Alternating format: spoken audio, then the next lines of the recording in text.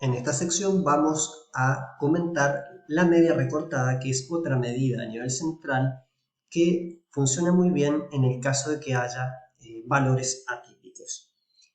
Entonces, esta media recortada sería el promedio después de eliminar la misma cantidad de valores de los extremos, tanto superiores como inferiores. ¿Cómo se procede? Primero se escoge una fracción de recorte, que generalmente puede ser el 5 o el 10%. A veces, como lo sugiere el libro guía, se puede llegar hasta inclusive el 25%. Luego se ordenan los números de mayor a menor, se cuentan los números y se calcula cuál es la fracción de recorte. Y se elimina esa misma cantidad de números inferiores y superiores. Entonces, por ejemplo, tomando el caso que comenta el libro guía en la página 26. Si nosotros, por ejemplo, tenemos un lote de 12 números y queremos eliminar un caso atípico que hemos detectado, lo que hacemos es, por ejemplo, sugerir hacer una media recortada del 5%. El 5% de 12 nos da 0,6 y por lo tanto podemos redondear hacia el valor de 1 y por lo tanto vamos a sustraer de nuestro lote de 12 números uno de la parte superior y uno de la parte inferior, evitando así calcular una media con valores atípicos. Una vez que tenemos este grupo de 10 números, hay que tener en cuenta que se calcula la media haciendo la sumatoria de esos 10 casos y dividiéndolo por el total de la muestra de este nuevo lote que hemos generado. O sea, va a ser la sumatoria de esos 10 casos dividido 10, no 12, que era el valor de la muestra original. Y obviamente esta medida a nivel central es muy resistente a los valores extremos y es una alternativa para poder comparar lotes cuando tenemos valores atípicos. Cabe agregar también que cuando uno toma esta decisión y compara dos lotes, no puede comparar la media recortada de un lote con un caso atípico con la media de otro lote que no tiene casos atípicos. Tiene que aplicarse la misma media recortada. O sea, en este caso que hemos trabajado, si hemos elegido el nivel de recorte en el 5%, cual sea que sea el tamaño del otro lote, por ejemplo 25 o el número que sea, se le debe aplicar la misma lógica.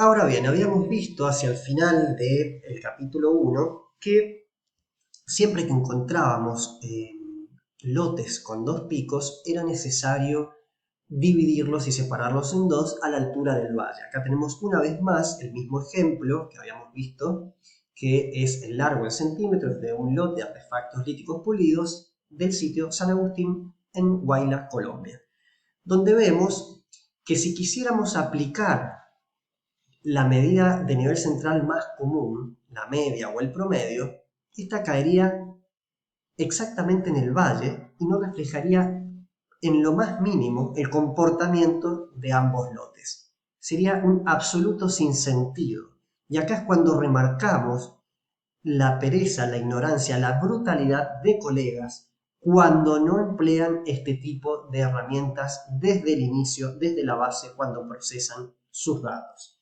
O sea que nos pueden estar engañando, mintiendo y presentando basura licuada en números cuando presentan un promedio con un lote que en realidad es bimodal. Y ahora vamos a explicar a qué nos referimos con esto de bimodal. La moda, que es otra medida a nivel central bastante común, conceptualmente pero no muy usada, es simplemente el valor más común en un lote. Y fíjense que en este caso está justamente en el centro de este lote y al ser un grupo de números que se divide en dos picos, tiene esta moda y una moda secundaria. Tiene un segundo valor en el cual los números se repiten en mayor cantidad. Y a este tipo de lotes se le llama bimodal. Y corresponde, como hemos hablado y como insistimos, dividirlo a la mitad y proceder a investigar, a aplicar el sentido común para entender qué es lo que sucedió, por qué estos números se podrían estar compartiendo de esta manera. O bien corresponden a áreas diferentes del sitio o a materias primas diferentes. Cualquiera sea la causa, nuestra decisión simple y rápida es la de dividir este grupo de números en dos y proseguir a la utilización de la elección de una medida a nivel central. Bueno, espectacular. Si hemos llegado hasta acá, tenemos la buena noticia de que es la última filmina. Y podemos proseguir a la práctica. ¡Qué emoción! Bueno, entonces, requisitos para usar estas medidas de tendencia central. Lo primero que se asume cuando usamos estas medidas de tendencia central es que los números del lote son casos que pertenecen a la misma variable. Esto lo veíamos desde el principio. También que los números del lote son casos de la misma clase y que el lote de números presenta un solo centro o tendencia central. Esto lo vimos a partir de los diferentes ejemplos, que para un determinado sitio, un determinado tipo de artefacto, nosotros podemos hacerle una medida específica y eso va a generar nuestro lote aplicado a una cierta cantidad de casos y a una cierta variable que va a ser compartida por todos los casos, por ejemplo, el peso o la longitud de raspadores de un sitio determinado.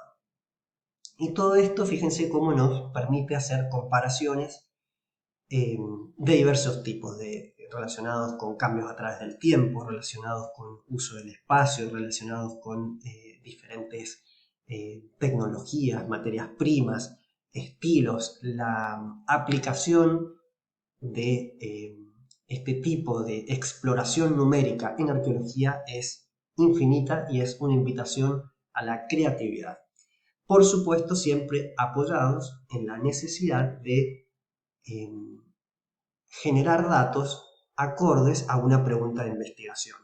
O bien, para aquellos que se inclinan ya sea a la gestión cultural de bienes patrimoniales o a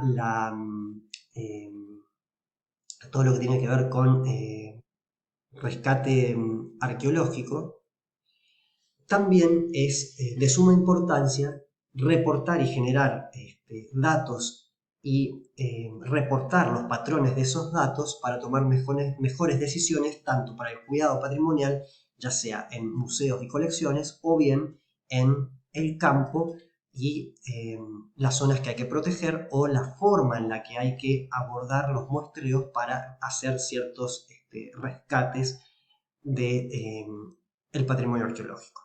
Ahora bien, para reafirmar lo que ya hemos venido diciendo y para concluir, cuando hacemos un análisis de números en un gráfico de tallo y hojas, y el histograma, o en un histograma, y esto nos muestra, digamos, que hay dos picos separados por un valle, esto va a significar que ninguno de los índices o medidas centrales va a describir bien el lote, y por lo tanto va a ser una mentira descarada presentar una medida de nivel central sin antes haber hecho este tipo de exploración.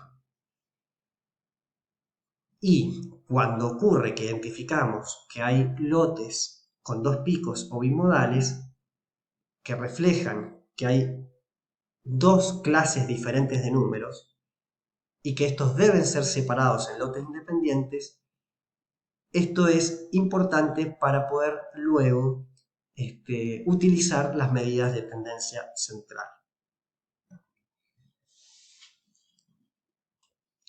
Entonces, cortito y al pie, cuando encontramos un lote bimodal, lo que hacemos es partirlo al medio, en la zona del valle, donde se separa, y indagar las causas por las cuales tenemos un grupo de cosas que se comportan de forma distinta. Y por último, vamos a tener a lo largo de todo este proceso que elegir cuál es la medida de nivel central más adecuada que describe un lote.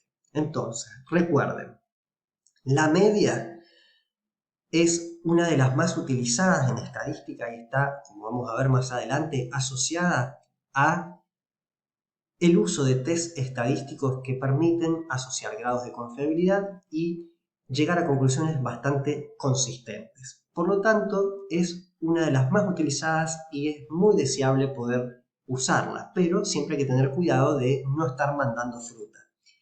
Por otro lado, la mediana es muy resistente a los valores atípicos, eso lo hace muy, digamos, persuasiva, pero hay que tener cuidado porque no tiene esa misma calidad de ser utilizada para estos test que vamos a ver más adelante. Entonces, si bien acompaña y nos permite de forma muy clara, muy rápida, ver en qué lugar, en qué valor se divide nuestro grupo de números en dos, no siempre es la mejor elección. A tener mucho cuidado, que por más de que sea resistente a los valores atípicos, no por ello es la que vamos a generalmente elegir.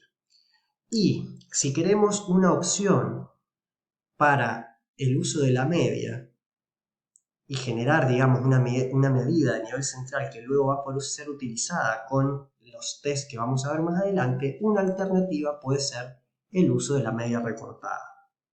Y la media recortada, recuerden que debe ser hecha, si uno compara dos lotes o más, con el mismo porcentaje de recorte.